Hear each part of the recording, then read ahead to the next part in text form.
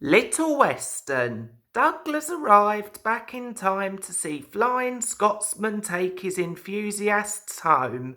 Sir Topham Hatt said they had all been honoured and thanked Flying Scotsman and his owner for their help. Please tell everyone, he went on, that whatever happens elsewhere, steam will still be at work here. We shall be glad to welcome all who want to see and travel behind real engines.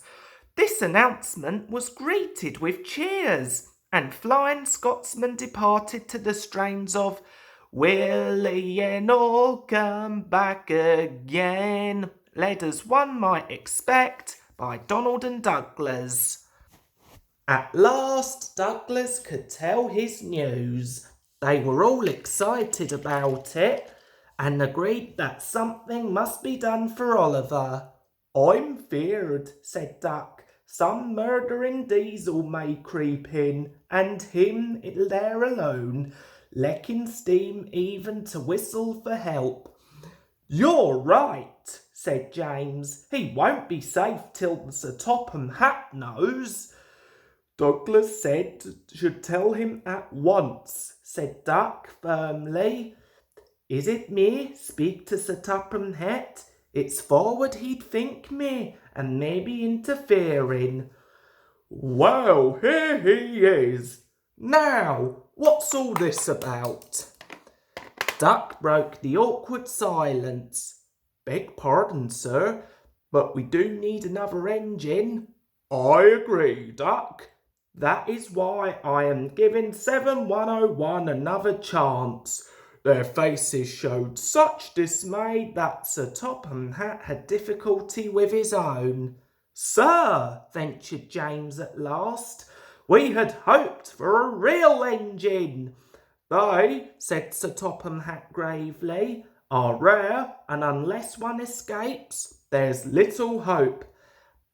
"But, sir," burst out Douglas, "one has, and thanks to me, is now at our works," announced Sir Topham Hatt. "Sir, is there anything you don't know?"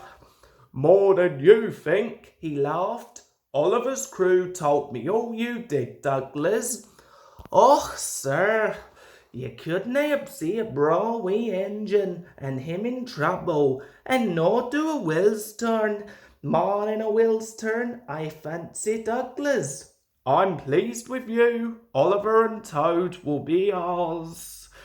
Oliver and Toad are just what we need for Duck's branch line. Loud cheers greeted this announcement.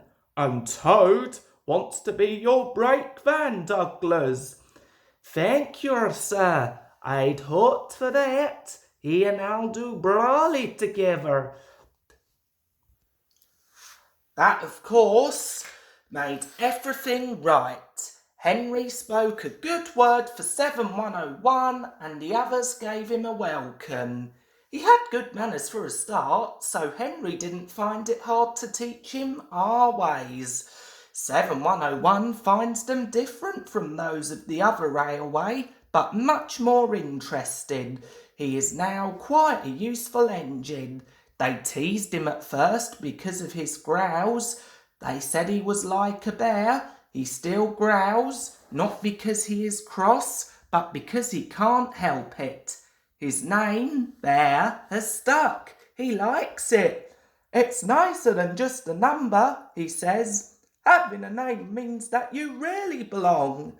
Sir Topham Hatt soon had Oliver and Toad mended and painted in full Great Western colours.